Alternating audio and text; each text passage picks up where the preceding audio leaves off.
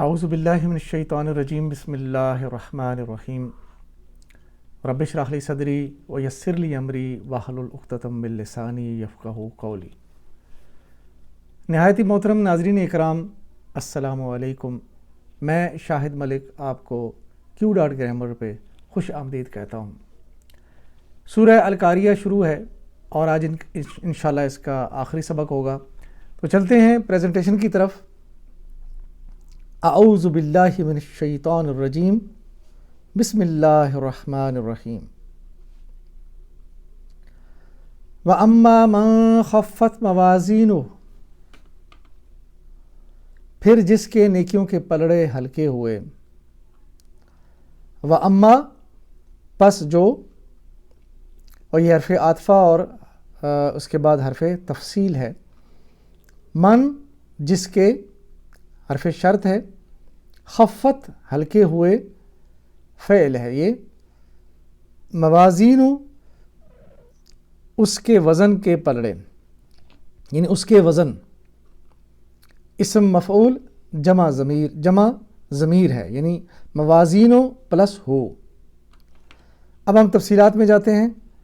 یہ دیکھیے عاطفہ ہے، فاما، فا حرف عاطفہ ہے اور اما حرف تفصیل ہے۔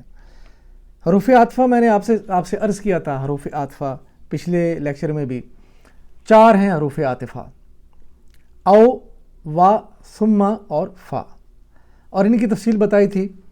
دیکھیں، او کا مطلب ہے پہلے یا دوسرے کام میں سے ایک چن لو، یعنی آپشن ہے یا یہ کر لو یا وہ کر لو۔ واو کا مطلب ہے پہلے کام کے بعد دوسرا کام ہوگا، مگر وقت کی ترتیب اور کی قید نہیں ہے، اور بیچ میں کچھ اور بھی ہو سکتا ہے، یعنی کہ کسی کام کے درمیان واو آ جائے تو واو کا مطلب یہ ہے کہ یہ کام تو ہوگا لیکن نہ تو وقت کی قید ہے اور نہ ہی اس کی ترتیب میں، یعنی بیچ میں کچھ اور بھی ہو سکتا ہے لیکن بعد میں یہ ہوگا اور ضرور ہونا ہے۔ واو حرف عاطفہ۔ آگے ہے ثم کا مطلب یہ ہے کہ دوسرے کام کے درمیان، پہلے اور دوسرے کام کے درمیان کوئی اور کام نہ ہوگا، ترتیب قائم رہے گی لیکن وقت کی قید نہیں ہے، یعنی ابھی بھی ہو سکتا ہے، تھوڑی دیر بعد بھی ہو سکتا ہے، اور ایک لمبے عرصے کے بعد بھی دوسرا کام ہو سکتا ہے۔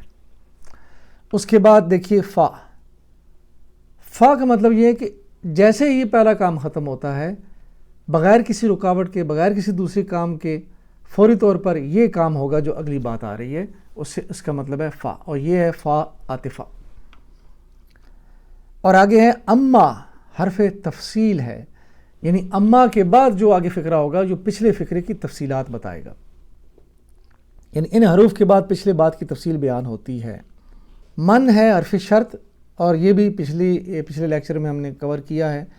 من حرف شرط ہے، اور حرف شرط فعل ماضی کے اوپر تو اثر انداز نہیں ہوتی، لیکن فعل مضارع کو یہ جازم کر دیتی ہے۔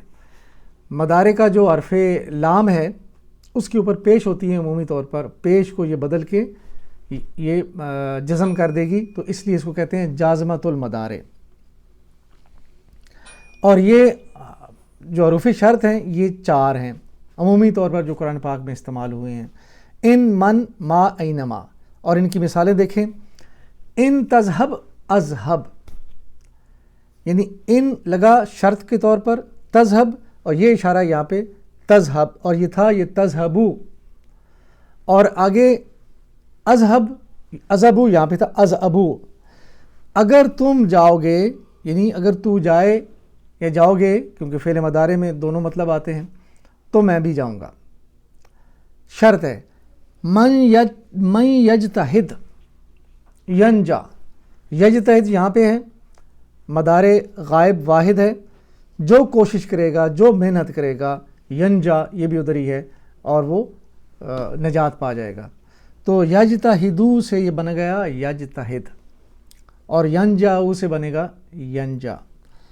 ما تفعل افعل، جو تو کرے گا میں بھی وہی کروں گا، اس میں بھی شرط ہے۔ ما نے شرط لگائی، تفعل اس کو جازم کیا مضارع کو، اور آگے افعلو کو بھی اس نے جازم کیا، افعلو یہاں پہ ہے، تفعلو یہاں پہ ہے، تم جو کرو گے میں بھی وہی کروں گا۔ اور اس کے بعد اینما تذہب اذہب، تم جدھر بھی جاؤ گے میں ادھر جاؤں گا. تو یہ ہے حروف شرط. تو اس میں من ہے، من جس کے پلڑے بھاری ہو گئے. اگر یہ شرط پوری ہو جاتی ہے تو پھر اگلی بات آئے گی، وہ کیا ہے؟ تو خفت ہے فعل. فعل کی تفصیل دیکھیں گے ہم. یہ دیکھیے خفت، مادہ اس کا خا فا فا. اور یہ جیسے ہم نے پڑھا تھا ہماری گرامر کی کلاسز میں، یہ باب تو دربا ہے، دربا یدربو، خفا یخفو، لیکن یہ اسپیشل کیسز میں ہم نے دلہ پڑھا تھا، داد لام لام، ایک مادے میں دو ایک جیسے حروف آ گئے. اسی طرح خا فا فا خفا. تو خفا دلہ سے دلہ یدلو، خفا یخفو. اس کا ماضی مذکر کا پہلا صیغہ بنے گا خفا، اور فعل مضارع کا پہلا صیغہ بنے گا یخفو. اور ماضی یہ مؤنث ہے، مؤنث کا پہلا صیغہ خفت. باب دربا ہے، اس کی پوری گردان ہے، اور یہ ہم نے باب دربا کے جو لیکچر ہے ہمارا گرامر کے اندر، اس میں ہم نے کور کیا ہوا ہے. اس میں جا کے اس کو آپ دوبارہ سے دیکھ سکتے ہیں. مذکر اور مؤنث ہوا دربا، یہ ہوا دربا یہ ماضی ہے، ہیا دربت وہ عورت، ہیا دربت. اور اسی طرح ہوا خفا، ہیا خفت، یہ ہے ہیا خفت. تو یہاں پہ خفت مؤنث کے طور پہ استعمال ہوئی ہے. واپس چلتے ہیں اور آگے ہیں موازین ہو. اس میں موازین جو ہے یہ جمع ہے، موازین موضوع کی جمع ہے. تو موضوع کا مطلب جس کا وزن کیا دونوں اس کے پلڑے یکساں ہو گئے، اس کو کہتے ہیں موضوع. تو موضوع کی جمع ہے موازین، موازین ہو. اب موازین جو ہے یہ پیش کے ساتھ کیوں آیا اس کو دیکھتے ہیں. ہو ضمیر ہے واحد غائب مذکر کے لیے، اور اس کا مرجع جو ہے من کی طرف جا رہا ہے، جس کے پلڑے ہلکے ہو گئے. من خفت موازین ہو کی ضمیر جا رہی ہے من کی طرف. تو من کی بات ہو رہی ہے کہ جس کے پلڑے ہلکے ہو جائیں گے اس کا کیا اثر ہوگا. جی مرکب اضافی ہے یہ موازین ہو. موازین مضاف ہے اور ہو مضاف الیہ ہے، اور یہ مرکب اضافی ہے. مرکب اضافی کے بارے میں میں نے آپ کو بتایا تھا کہ اس کی مثال ہمیشہ یاد رکھیے، کتاب اللہ. کتاب میں کتاب جو ہے مضاف ہے اور مضاف کی اوپر پیش ہوتی ہے، اور آگے مضاف الیہ ال کے ساتھ اور حالت جر میں ہوتا ہے اللہ، کتاب اللہ. تو موازین جو ہے یہ جمع کے ساتھ آیا مضاف ہونے کی وجہ سے، تو بنا موازینوں. حالت رفع میں اس لیے ہے کہ یہ مضاف ہے، اور ہو حالت جار میں ہونا چاہیے تھا، یعنی یہ ہی ہونا چاہیے تھا، لیکن ضمائر سارے کے سارے مبنا ہوتے ہیں، اور مبنا وہ حروف ہوتے ہیں یا اسم ہوتے ہیں جو اپنی اعرابی حالت کو بدلتے نہیں ہیں. تو لہٰذا ہو جو ہے وہ ہو ہی رہے گا. کتاب اللہ ہی کے بجائے یہ بنے گا موازین ہو پیش کے ساتھ، کیونکہ یہ مبنا ہے. اور واپس چلتے ہیں پھر ہم اگلی آیت کی طرف. فَأُمُّهُ هَاوِيَةٌ وَمَا أَدْرَاكَ مَا هِيَ نَارٌ حَامِيَةٌ. دیکھیے اس آیت کا ترجمہ ہے اس کا ٹھکانہ ہاویہ یعنی جہنم ہے، اور تجھے کیا معلوم کہ وہ کیا ہے، وہ بھڑکتی ہوئی آگ ہے. امہ تو اس کا ٹھکانہ، ہاویتن جہنم کا نام ہے یہ. وما ادراکا اور تجھے کس نے بتایا، تجھے کس نے سمجھایا. یہ ادراکا، ادراک ہم اردو میں یوز کرتے ہیں، لفظ ادراک سمجھ بوجھ فہم. وما ادراکا کا یہاں پہ ضمیر ہے واحد متکلم کے لیے. تو تمہیں کس نے سمجھایا، تمہیں کس نے بتایا. ما ہیا، ما یہاں پہ استفہامیہ ہے، کوشچن کے طور پہ. ما یعنی وٹ، وہ کیا ہے. ہیا، ہیا ضمیر ہے مؤنث کے لیے. ما ہیا کیا ہے وہ. نارن آگ ہے، حامیہ بھڑکتی ہوئی. تو دیکھیں یہ فا اس میں اسم ضمیر فا اور حرف عاطفہ ہے، اور اس میں امہ اسم ہے اور ہو اس کی ضمیر ہے. اور حاویتن اسم ہے. فَأُمُّهُ حاویہ، فا کا مطلب پہلے کام کے فوراً بعد دوسرا کام یقینی ہے، یعنی اس میں کوئی وقت کی قید ہے، یعنی بالکل امیڈیٹلی آفٹر، فوری طور پر وہ کام ہوگا. تو اگر ہلکے ہو گئے پلڑے فَأُمُّهُ حاویہ، تو فا بتا رہا ہے کہ فوری طور پر اس کا ٹھکانہ جہنم ہوگا. امہ یہ مرکب اضافی ہے، ام مضاف ہے اور ہو مضاف الیہ ہے. نکرہ پلس معرفہ ہوتا ہے مضاف الیہ. اور یہ یاد رکھیے کہ نکرہ پلس معرفہ مضاف مرکب اضافی ہوتا ہے، نکرہ جمع نکرہ مرکب توصیفی ہوتا ہے، اور معرفہ جمع معرفہ بھی مرکب توصیفی ہوتا ہے. اسم جو ہے اس کا مطلب ہے ٹھکانہ، اور ہو ضمیر متصلہ واحد غائب مذکر کے لیے اس کا مرجع من کی طرف ہے جس کی نیکیاں ہلکی ہو گئیں. اور حاویتن یہ اسم ہے اور یہ خبر ہے، یعنی فَأُمُّهُ یہ مبتدا ہوا اور حاویتن اس کی خبر ہے، اس کا ٹھکانہ حاویہ ہے. اور خبر ہمیشہ مرفوع ہوتی ہے اور اس کا مطلب ہے جہنم کا سب سے نچلا گڑھا. آگے دیکھیں وما ادراکا، اس میں ادراکا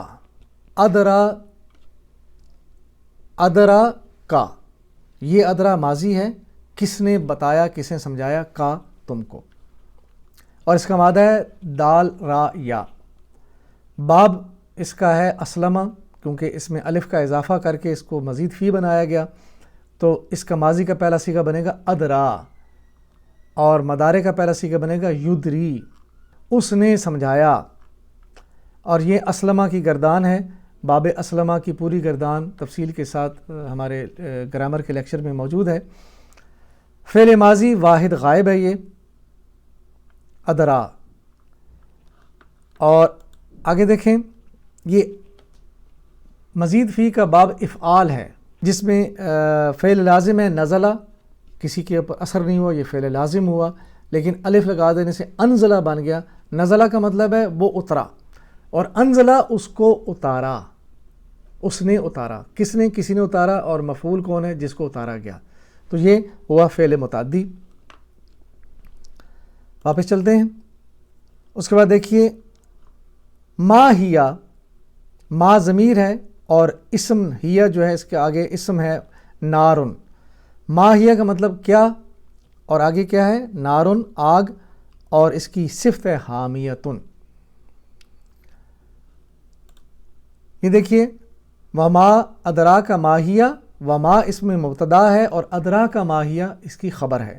ماہیہ مبتدا پلس خبر، اور ہیا ضمیر منفصلہ واحد غائب مؤنث کے لیے اس کا مرجع جو ہے حاویتن ہے. یعنی ماہیہ تمہیں کیا معلوم کہ وہ کیا ہے، تو اس کا مرجع پیچھے جائیں گے حاویہ، جس میں وہ فَأُمُّهُ حاویہ کہا گیا تھا. اس حاویہ کا جو ہے وہ ادراک وہ کیا ہے تمہیں، اس لیے اس کا مرجع حاویہ کی طرف جا رہا ہے. اور نارن حامیہ یہ نارن ہے اور اس کا مرجع ہیہ کی طرف جا رہا ہے. وما ہیہ وہ کیا ہے؟ نارن. آگے تفصیل ہے اس کی، آگ ہے وہ. تو ہیہ جو ہے نارن ہیہ کی خبر ہے، اس لیے حالت رفع میں ہے. نارن ہیہ کی خبر ہے، لیکن آگے نارن پلس حامیتن جو ہے یہ ایک مرکب بن رہا ہے جس کو مرکب توصیفی کہتے ہیں. صفت اور موصوف دونوں ایک جیسی ہوتی ہیں. اس میں اس کا جنس، اس کی عدد، اس کا وسعت اور اس کی اعرابی حالت چاروں ایک جیسی ہوتی ہیں. تو نکرہ پلس نکرہ اگر ہو تو بھی یہ مرکب توصیفی ہے.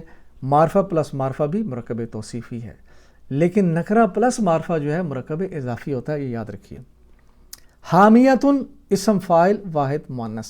حامی مذکر ہے، حامیتن مؤنث. اسم فاعل یعنی فاعل کے وزن پہ حامی اور فاعلتن کے وزن پہ حامیتن.